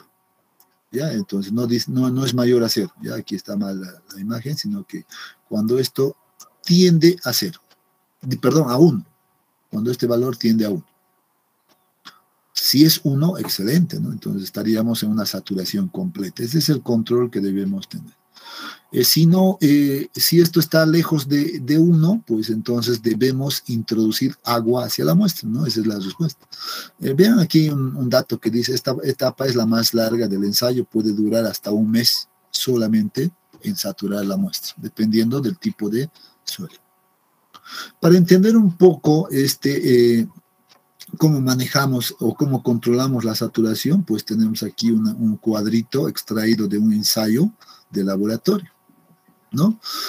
Sin embargo, antes de analizar esto, dice el método de saturación consiste en el incremento sucesivo de presión de confinamiento. O sea, con esto voy a ir yo realizando la etapa de saturación y la contrapresión. Sabemos que la contrapresión, bueno, aquí la han denominado sigma B, ¿ya? La contrapresión es la presión con la que ingresamos el agua a la muestra, ¿no? Y para diferentes incrementos, lo único que medimos es la presión de poros, ¿no? Y esto en realidad es el resumen, se da en este cuadro. Vamos a suponer lo siguiente. Vamos a suponer que iniciamos el ensayo, ¿ya? Con una presión de celdas igual a 0. Es lógico pensar aquello, ¿no? 0. No necesitamos todavía aplicar ninguna carga en la celda triaxial, ¿no? La contrapresión, obvio, es 0. No estamos metiendo agua todavía a la muestra. En este caso, la presión de poros puede ser considerada igual a 0 porque no hay ninguna condición, ¿no? Por tanto, esta sería nuestra situación inicial, ¿no? Nuestro punto de partida. Nuestro punto inicial, y ahora empezamos el ensayo. El ensayo empieza de la siguiente manera. Debemos incrementar el esfuerzo de confinamiento. Este esfuerzo de confinamiento va a ser igual a delta sigma inicialmente, que va a ser de 20 kilopascales, ¿no? Entonces, inicialmente, entonces delta sigma es 20 kilopascales. ¿Ya? En este momento, cuando estoy, en laboratorio, ya espero que se entienda, quede lo más claro posible. Yo sé que a veces es difícil cuando solo uno escucha, ya siempre a veces es mejor cuando uno está con el equipo, etcétera, ¿no? Pero voy a tratar de ser lo más claro posible acá. Cuando estamos aplicando este incremento de carga o el esfuerzo de confinamiento de 20 kilopascales, pues por lo general mantenemos la válvula B cerrada, ¿no? Aquí se cierra esa válvula B, ya, porque no necesitamos meter agua todavía. Si estuviera abierta, pues es probable que más bien en vez de entrar agua, pues salga el agua, ¿no? Entonces hay que tener mucho cuidado con aquello. Por eso cerramos la válvula B y simplemente abrimos la válvula A. La válvula C siempre va a estar abierta porque debemos medir en todo momento la presión de poros, ¿no? Si uno recuerda, esto controla la válvula A, esta controla la válvula B y esta controla la válvula C, ¿no? En la celda triaxial. Entonces, aplicamos aquello y vemos cuánto reacciona el agua al interior del suelo. Y vean, para este ejemplo, dice, se tomó una lectura de 1.82 kilopascales. Entonces reaccionó de esa manera. Ahora sí, esta correspondería a mi situación final probablemente, ¿no? Yo podría decir, esta es mi condición final. Y ahora lo que sí puedo hacer es esto, aplicar esto. Puedo determinar la variación de presión de poros. En este caso, voy a hacer esto menos esto, ¿no? Y 1.82 menos 0 es 1.82. Como sé que este valor de 20 va a ser constante, entonces puedo utilizar esta ecuación y hago la división. 1.82 dividido entre 20, bueno, el resultado es 0.09. ¿Qué significa esto? Este es el parámetro de Skempton. Significa que tengo un valor lejano de 1, que la muestra no está saturada, ¿no? Para nada. Entonces, eso significa que yo debo introducir agua a la muestra en el triaxial. ¿Cómo hago? Bueno, digo, debo mantener constante esto, sigma 3, ¿ya? Para esta etapa, no voy a cambiar. Entonces, ahora me toca introducir agua por la válvula B. Pero voy a introducir con el siguiente criterio. Voy a introducir con una presión que sea 10 kilopascales menos que sigma 3. O sea, vean que aquí tengo un valor de 20. Entonces, debo introducir agua hacia la muestra con 10 kilopascales simplemente, ¿no? 20 menos 10 es 10, por eso estoy introduciendo con 10 kilopascales. Entonces, vean que cuando he introducido agua hacia la muestra, pues la presión de poros va a crecer, es lógico. Eso lo voy midiendo todo el tiempo, ¿no? Entonces, esta etapa pues puede pasar varios minutos, varias horas inclusive, ya no es rápido esta etapa. Yo debo de controlar que la presión de poros ya no cambie, ya no varíe. Cuando ya no varíe por un buen tiempo, entonces digo, entonces ya está estable y registro ese valor, ¿no? Entonces ya he llegado a este máximo. Con esta presión he podido generar una presión de poros de 9,85. Muy bien.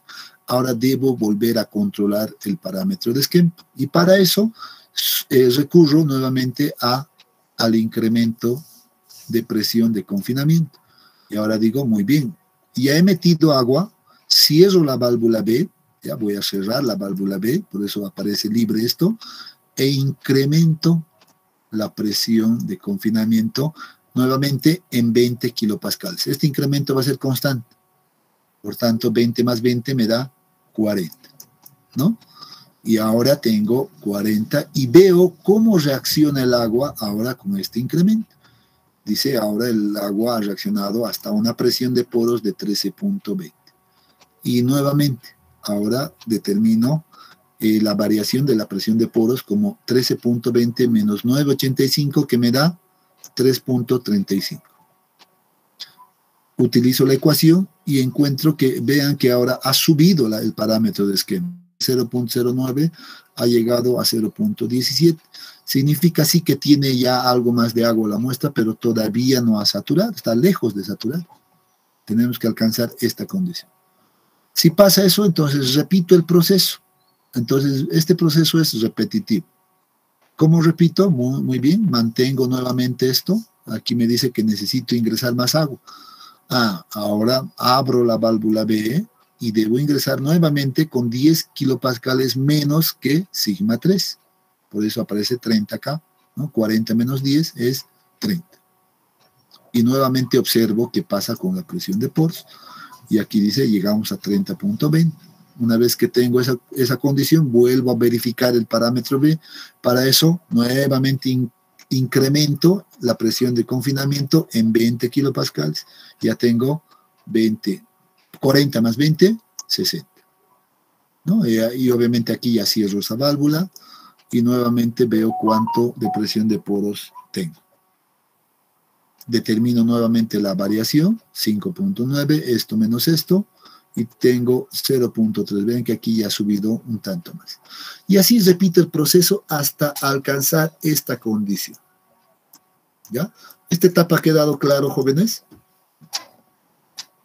Al menos conceptualmente.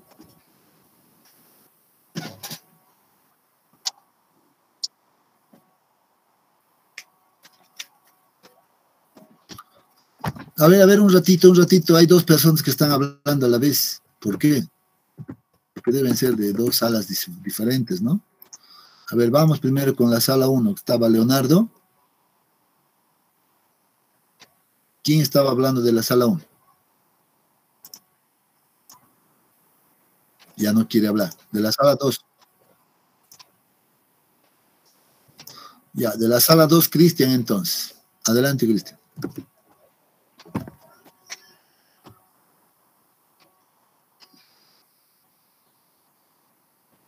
Exactamente.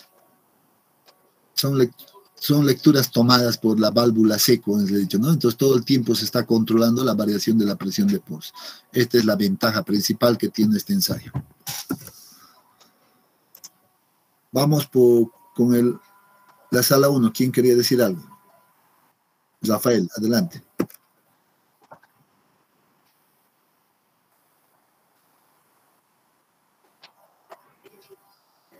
Sí, la teoría dice eso, ¿no? La teoría nos dice que inclusive un suelo, cuando tiene un valor de 0.97, dice la teoría, si alcanzamos un parámetro B de Skempton de 0.97, ya podemos parar la etapa de saturación, ¿no? Entonces eso es algo que dice la teoría, ¿no?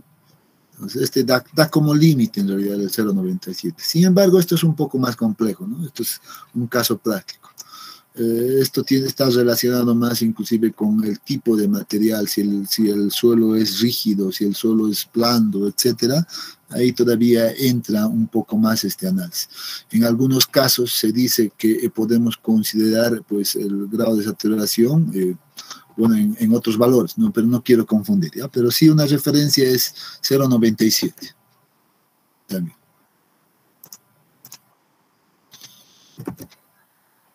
Bien, entonces, una vez revisada ya la etapa de saturación, bueno, ya creo que todo resulta ser mucho más simple. Ya pasamos a la etapa de consolidación, y la etapa de consolidación pues consiste simplemente en que nosotros generemos un incremento de sigma 3 adicional, ¿ya? Una vez terminada la saturación. Entonces debemos aplicar, por ejemplo, el ensayo se realiza en 3 muestras, ¿ya? Generalmente dice, primera muestra, ¿puedo yo definir un incremento adicional de 100 kilopascales, por ejemplo? La primera, ¿no? A la segunda muestra le puedo aplicar un incremento de 200, aquí viene la diferencia, y al tercero le puedo aplicar, 400 kilopascales. O sea, una vez que han saturado las muestras, dice, como tienen controles diferentes, a uno le aumento 100 kilopascales más de sigma 3, a la otra muestra 200 y al otro 400. ¿Qué va a pasar con eso? Obviamente va a pasar esto, ¿no? Las muestras, el agua que está al interior, ya es como le estuviera cargando una carga adicional, ¿no? Una carga distinta a cada muestra. Pues dependiendo de la magnitud de la carga, pues vamos a tener incremento de presión de poros pues, ahí adentro, ¿no? Ahora sí el suelo está saturado y el agua va a reaccionar en función a lo que se aplica, ¿no? Se va a generar un incremento de presión de poros. ¿Por qué hacemos esto? Porque la etapa de consolidación consiste en que nosotros debemos ahora hacer que el agua fluya de adentro hacia afuera. Y esto va a suceder si tenemos esto, ¿no? Si no tuviéramos esto, el agua básicamente se quedaría nomás ahí o saldría poco, ¿no?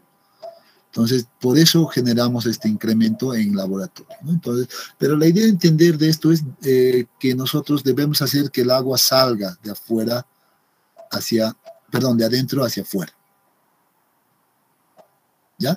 Y en este caso, vamos a medir con qué velocidad sale el agua de la muestra. Y a ese proceso se lo conoce como etapa de consolidación o proceso de consolidación. ¿Ya? Y esto nos va a servir para poder determinar, ya les decía, pues con qué velocidad yo voy a aplicar pues esta fuerza o la fuerza desviadora a mi muestra. Porque no es libre. Ahora sí, en este ensayo todo tiene que estar controlado. Yo no puedo decir, le voy a aplicar a una velocidad de 1.5 milímetros por segundo. No, todo tiene que ser controlado. Y esa velocidad pues es determinada a partir de esta etapa de consolidación. ¿Ya? Entonces, para eso no sirve, solo quiero que entiendan eso. Acá no vamos a entrar al detalle del cálculo, cómo calculamos esa velocidad, etcétera. Ya no vamos a entrar a aquello. Esa es una clase ya de especialización. Ya si alguien quiere especializarse en el ensayo, pues seguramente va a tener que ver de manera muy aparte. ¿Ya? Entonces dice, por ejemplo, después de generar este incremento en las muestras, pues se toman lecturas a intervalos de tiempo de volumen de escurrido hasta al menos 24 horas mínimamente, y si no se llega todavía a disipar todo este incremento de presión de poros, las lecturas deben continuar por más tiempo. ¿no? Entonces, por eso dice, o hasta que la presión de poros se haya reducido en un 95%. Por ejemplo, si yo tengo un incremento de presión de poros, perdón, que se ha generado de 100 kilopascales, entonces yo debo esperar que el agua salga hasta que esto tienda a cero. El incremento de presión de poros nuevamente tienda a cero, ¿no? O al menos un 95% mínimamente. Entonces, de esto que obtengo, no sé si lo tengo acá, si no, no lo tengo, lamentablemente, se tiene una curva de este tipo, una curva de consolidación, ¿no? Donde voy a medir en uno de los ejes el cambio de volumen y en función al tiempo. En realidad, raíz del tiempo, ¿no? En realidad, eso se hace.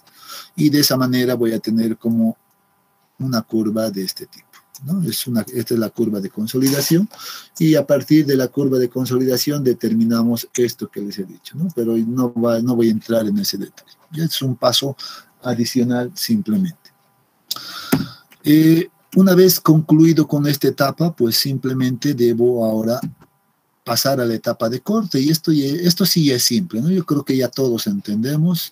Llevamos la celda triaxial a la prensa y aplicamos la velocidad encontrada, la programamos en el equipo y hacemos que la prensa suba, ¿no? Al subir la prensa, pues este anillo se va a ir deformando. Ya sabemos que este anillo lo que mide es la fuerza que se está aplicando hacia la muestra, ¿no? Por tanto, vamos a tener nuevamente como resultado una tabla, seguramente, donde tengamos pues la fuerza aplicada para distintos deformaciones, en este caso de corte, ¿no? En este caso, esa deformación de corte va a ser vertical. Para eso se instala también otros deformímetros acá, ¿no? Y creo que está aquí instalado.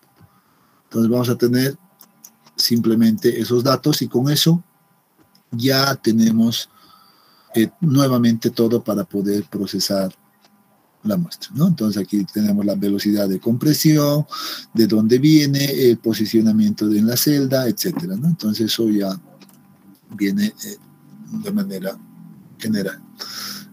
Aquí estamos viendo un poquito la simbología. Tenemos aquí la fuerza. Para determinar el esfuerzo desviador, debemos dividir esta fuerza entre el área donde se está aplicando, y ya tenemos el esfuerzo desviador, ¿no? Les he dicho, el esfuerzo desviador es el esfuerzo cortante, en otras palabras. Entonces ahí tenemos ya todos los datos, y finalmente vamos a tener entonces pues esto, ¿no? Lecturas de la fuerza desviadora para desplazamientos verticales predefinidos, ¿no? Simplemente dos datos en este caso, hasta conseguir la falla, fin del ensayo, y luego, como les he dicho, 3 ensayos, en tres muestras debemos hacer aquí. Luego repetimos el procedimiento que ya conocen, lo que dice en la teoría. Debo graficar esfuerzo cortante versus la deformación. En este caso, esta deformación va a ser la deformación vertical, ¿no? El esfuerzo cortante es el esfuerzo desviador. Entonces veo las curvas para las tres muestras. Entonces el proceso se repite, ¿no? Ya creo que no vale la pena mucho hablar de esto. Pero aquí viene una pequeña diferencia. En el corte directo era simple y sencillo, ¿no? Ya teníamos la fuerza normal conocida, teníamos la fuerza cortante y determinamos la envolvente rápida, ¿no? En este caso, les he dicho de los triaxiales, pues lo que pasa es que trabajamos en términos de esfuerzos principales. Entonces yo debo determinar el esfuerzo principal mayor con esta ecuación que ya la había mencionado, y el esfuerzo principal menor seguramente es conocido, ¿no? Del ensayo. Todo el tiempo he estado controlando esto, por tanto es un dato conocido. Conociendo estos dos valores, pues puedo graficar ahora sí un círculo de Mohr para cada muestra ensayada, ¿no? Sigma 1 y sigma 3. El esfuerzo desviador va a ser igual, en este caso, pues al diámetro de dicha circunferencia, ¿no? Si manejamos esta ecuación, ¿no? Si despejo de acá sigma d, ves sigma 1 menos sigma 3, entonces es igual al diámetro. ¿no? Entonces, hago lo mismo para las 3 muestras y voy a tener 3 circunferencias diferentes. Y ahora sí, recuerdo lo que hemos visto en la teoría, digo, bueno, yo sé que esto va a pasar en cada punto. Si yo uno con el centro, pues voy a tener un punto en contacto con la envolvente de falla. Entonces debo hacer pasar ahora una recta por una recta tangente a las 3 circunferencias, ¿no? Que pasen por un punto simplemente y me definan la envolvente de falla. Ahí está la envolvente de falla. Y ahora creo que ya todo es conocido. Tenemos la cohesión, tenemos la inclinación como el ángulo de fricción interno,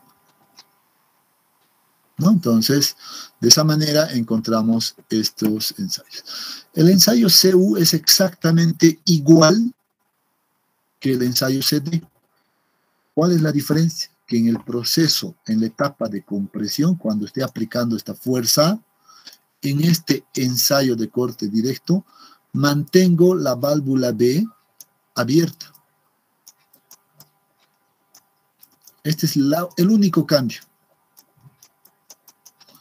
¿Esto a qué me lleva? Si la válvula B está abierta, sé que la válvula que controla la salida o entrada de flujo de agua, ¿no? Entonces, ¿qué va a pasar? Que cuando yo aplique el esfuerzo desviador o la fuerza desviadora, el agua que todavía hay dentro va a seguir saliendo, va a ir drenando. Por eso de ahí viene el nombre de corte o triaxial consolidado drenado. Entonces va a seguir saliendo. Eso significa que en este caso, durante la etapa de corte, el incremento de presión de poros es igual a 0, porque está saliendo el agua. A medida que voy aplicando la fuerza, va saliendo el agua. Entonces, simplemente este detalle. ¿Qué pasa en el ensayo CU? El ensayo es exactamente lo mismo, no vale la pena ni siquiera mirar, por eso aquí ya se ha simplificado, ¿no? La etapa de compresión simplemente es donde se cambia. En la etapa de compresión, aquí, la válvula B queda cerrada, es nada más ese cambio. Se cierra, queda cerrada, y como queda cerrada y estoy aplicando una fuerza, pues voy a tener un esfuerzo, un incremento de presión de poros ahí durante esta etapa. Eso significa entonces que el incremento de presión de poros acá es mayor a 0, ¿no? Y si quiero hablar en términos de volumen, el volumen del suelo no va a cambiar. El cambio de volumen es igual a 0. En el CD, el cambio de volumen, porque el agua está saliendo, es mayor a 0. Eso me olvidé anotar. ¿Ves? Simplemente ahí cambia. Por eso recibe el nombre de ensayo triaxial consolidado, no drenado, porque no estamos permitiendo el drenaje del agua en la etapa de corte. Ya, nada más aquello. Después, el proceso pues va a ser exactamente lo mismo. Por la condición de no drenaje, pues podemos determinar simplemente en este ensayo, pues, o trabajar con parámetros totales o parámetros efectivos. Pero vamos a tener, bajo la misma idea, pues la misma envolvente de corte, por tanto, los parámetros de corte también, ¿no? Misma idea.